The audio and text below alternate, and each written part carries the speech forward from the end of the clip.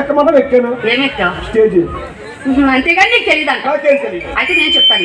ఈ రోజు మనం చక్కగా బుర్రకథ చెప్పడానికి వచ్చాం. బాలనాగమ్మ అనేటువంటి మహాపతి జీవిత చరిత్రను బుర్రకథ రూపంలో చెప్పడానికి వచ్చాం. ఎంతమంది వచ్చారు? 10 మంది వచ్చారా? ఫుల్ కడతారని ఏంటది? భోజనం కోసం కాదు ఇక్కడికి వచ్చింది. బుర్రకథ చెప్పడానికే 10 మంది వచ్చాం. బుర్రకథలో 10 మంది వచ్చారు. మరి 10 మందిలో ఎవరెవరు ఏం చేస్తూ ఉంటారో చెప్పాలి. అబ్బా నీకు లెక్కలు చెప్పలేము.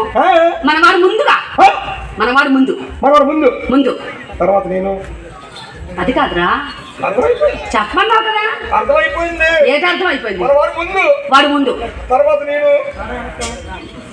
అదేంటి వద్దుమన్నారా?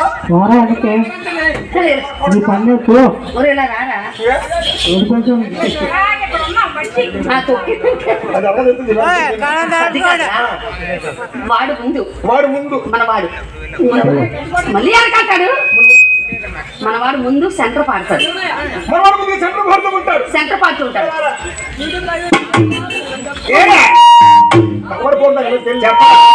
ముందుగా ఏం చేస్తూ ఉంటారా? కథలో ముందుగా బాణం చేస్తారు. సెంటర్ పాడుతూ ఉంటారు. సెంటర్ పాడు చెడుపుకున్నట్టు.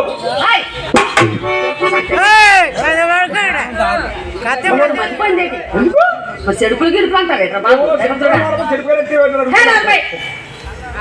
సెంటర్ అంటే మనవాడు ముందుగా మధ్యలో మనం చెప్పే కథకు ఫస్ట్ పాట పాడతాడు అన్నయ్య. మనవాడు ముందుగా సెంటర్ పాడుతూ ఉంటాడు.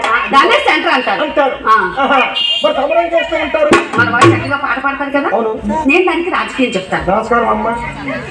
ఇప్పుడుగా పార్టీలు ఎక్కువ కొట్టు చెప్తారు జనాలు. ఇక నువ్వెళ్ళి రాజకీయం చెప్తావు. నేను చెప్పేది ఆ రాజకీయం కాదు. మనవాడు పాట పాడతాడు కదా. ఆ పాటకి నేను అర్థం చెప్తాను. మనవాడు పాట పాడుకుని అర్థం చెప్తూ ఉంటావు. దాన్ని రాజకీయం అంటారు. నాకేం పని ఉందా? వస్తానైతే. అరే నీకు పని ఉందా? నీకు పని ఉంది. నీకు పని లేకపోతే ఎందుకు తీసుకొస్తా? అయితే నాకు పని ఉంది. చెప్ప చేసేస్తానా? ఏం చేసేస్తా ఆ పని? సరే నిలబండు. ఏం చేసేస్తారా? పడిపోతున్నా. చెప్పిన పని చిన్న నువ్వు చక్కగా నేను కథ చెప్తూ ఉంటాను కదా. నీకు ఎక్కడైనా అర్థం కాకపోయినా నీకేదైనా అనుమానం వచ్చినా అది వెంటనే తెలుసుకోవచ్చు. అదే నీ పని. అది నా పని. నాకు ఎక్కడైనా అనుమానం వచ్చింది అనుకో, అడిగిన వెంటనే లేదనుకుండా నువ్వు ఇచ్చేయాలా? ఏది ఇచ్చేయాలి? సమాధానం ఇచ్చేస్తాను. ఇచ్చేస్తావా? ఇప్పుడే వచ్చింది నాకు డౌట్. ఇప్పుడే వచ్చిందా? ఏంటో అమ్మా. మరి ఈ రోజు భావన కూడా జీవితం చెప్పబోతున్నారు కదా. అవునవును. మరి కథ ఎప్పుడు జరిగిందో, ఎక్కడ జరిగిందో, ఎలా జరిగిందో మనకు తెలియజేస్తారా మీరు? అదే నీ అనుమానం. సరే, మనం కథను ప్రారంభించే ముందు మనది భారతదేశం. మనది ముందు పక్క పిల్లలు ఎవరు కమిటీ ఎవరు లేరు ఇక్కడ?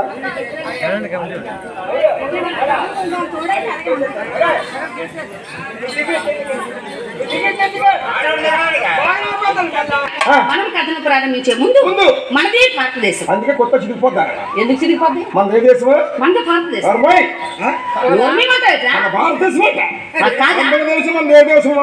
అందరి సంగతి కాదు కానీ నీకు అసలు తెలుసా? నాకు తెలుసు. మన భారతదేశం కాదు. మన ఏ దేశం? పవిత్రమైన భారతదేశం.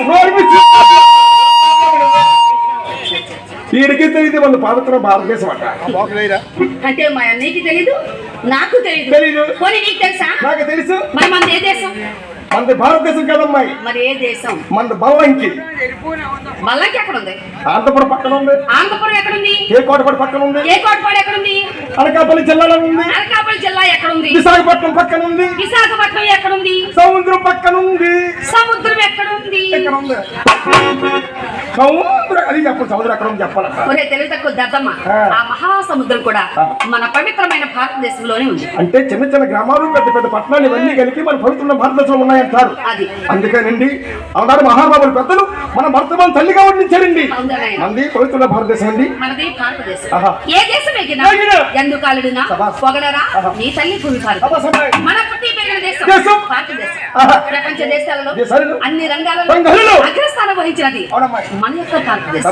మిన్ను తాకే పర్వత శిఖరాలు, జల జల ప్రవహించే జీవనదులు మన దేశంలో ఉన్నాయి. రాజరాజు, రాయలు, రాణా ప్రతాప్, అక్బర్, అశోకుల వంటి మహావీరులకు పోతన, నన్నయ్య, గురుజాడ పరవ, కాళిదాసు వంటి మహా కవులకు అరుంధతి అనసూయ సీత శివస్మిత డిస్కో శాంతి పూజా బేడి మమ్మక్క దవడ మీద ఒక్కటి కొట్టాను అనుకో. ఏం చెప్తున్నారా? నువ్వేం చెప్పావు? నేనే చెప్తున్నా, నువ్వేం చెప్తున్నావు? నువ్వేం చెప్తున్నావు? మళ్ళీ చెప్పు. నేను పతివ్రతల గురించి చెప్తున్నాను. మళ్ళీ చెప్పు. అరుంధతి అనసూయ సీత శివస్మిత సావిత్రి డిస్కో శాంతి పూజా బేడి మమ్మక్క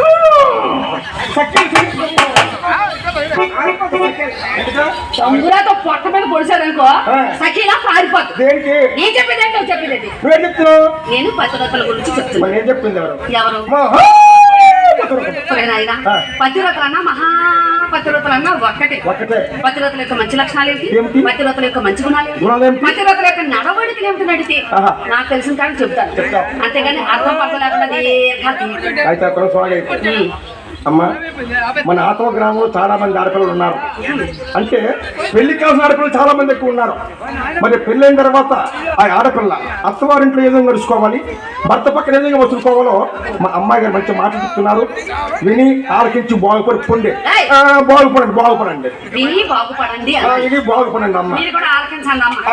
పతివ్రత అంటే ఉదయాన్నే నిద్ర లేచి భర్త పాదాలకు నమస్కరించి ఇంటి పనులని చక్కదిద్దుకొని భర్త కష్టపడి ఇంటికి వచ్చేసరికి ఆ చిరునవ్వుతో ఎదురు. అమ్మ విన్నారా? చిరునవ్వుతో ఎదురు వెళ్ళండి. చింపురు చిత్ర పోసు ఎదురు వెళ్తే దైవతం తిరిగి పారిపోతుంది. వీడు ఒక పెద్ద దెయ్యంలా ఉన్నాడు. చెప్పేదానికి చిరునవ్వుతో ఎదురు ఇంట్లో తీసుకుని వచ్చి ఇంట్లోకి అది అక్కడ వచ్చాడు దూరేస్తాడా ఇంట్లోకి. చెప్పేదానికి ఇంట్లోకి తీసుకుని వచ్చి భోజనం దగ్గర కూర్చోబెట్టి. అవునమ్మా. తల్లిలా ప్రక్కనే కూర్చొని కొంచెం అన్నం పెట్టుకోండి, కొంచెం కూర వేసుకోండి. మీకు ఎంత ఇష్టమని గుత్తొంకాయ చేశానండి. అయ్యో ఏమిటండి బొత్తిగా ఈ మధ్య మీ తిండే పడిపోయింది ఏమిటండి? మీ నోరు పడిపోయింది. నోరు పడిపోయి ఏమిటండి? నేను అనుకు నోరు పడిపోవడం కాదు, తిండి పడిపోయింది ఏమిటా అంటే తిండి తగ్గించారు ఏమిటా? అలాగా అమ్మా. అయినా అందరూ భార్య భర్త పక్కన కూర్చొని కొసరు వడ్డిస్తూ ఉంటున్నావు. అవునవును. మరి కొంచెం వేసుకోండి, మరి కొంచెం తినిపిస్తూ ఉంటారా? అందరు భార్యలు తినిపించడం. అంటే నీ భార్యని తల వడ్డించదా? మా ఆవిడ ఉంది. నా భోజనం పెట్టి పక్కన కూర్చుని నువ్వు చూడమని ఏడుస్తుంది. అదేవరా నేను ఎక్కువ తినేస్తానని ఆడదండి. అసలు భారత స్త్రీ సాంప్రదాయం ఏమిటి? భర్త తినగా మిగిలిన అన్నాన్ని కొంచేయటం ఆ స్త్రీలకు సాంప్రదాయం. అటువంటి భార్య తిన్నదో ఉన్నదో పట్టించుకోకుండా ఉన్నదంతా ఊడ్చుకొని తినేసి ఒక్కలా కంచం కూడా నాకేసి సత్కృత మొగ్గు దొరికింది. ఆ భార్య ఏడవదటండి. అందుకనేమో అడుక్కుని అసలు మా ఇంటికి అసలు వాడు వచ్చినా 6 నుంచి చల్లగిపోతాడు. ఆడాడు ఒకవేళ ఇలా వస్తే అది అడుక్కుని మీకు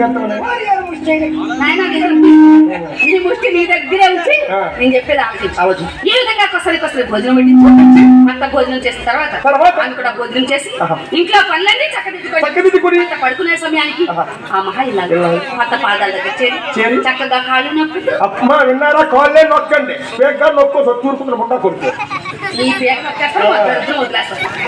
ఈ విధంగా పాపసేవ చేసుకునే వాళ్ళు పతివ్రతలు అంటారు. వీళ్ళండి పతివ్రతలు అంటే అనసూయ సీత సావిత్రి సుమతి మొదలగు పతివ్రతలకు మహాత్మా గాంధీ నెహ్రూ నేతాజీ సుభాష్ చంద్రబోస్ పటేల్ వంటి దేశ నాయకులకు చిత్రకారులకు చరిత్రకారులకు కన్న తల్లి సుమవల్లి ఖ్యాతి మన ఇటువంటి పవిత్రమైన మన భారతదేశంలో మాయావి అయిన మరాఠీ వారు నాగల్పూడి గట్టున ఒక మాయా మహల్ నిర్మించారు. ఆ మహల్ శోభ ఎలా ఉంటుందో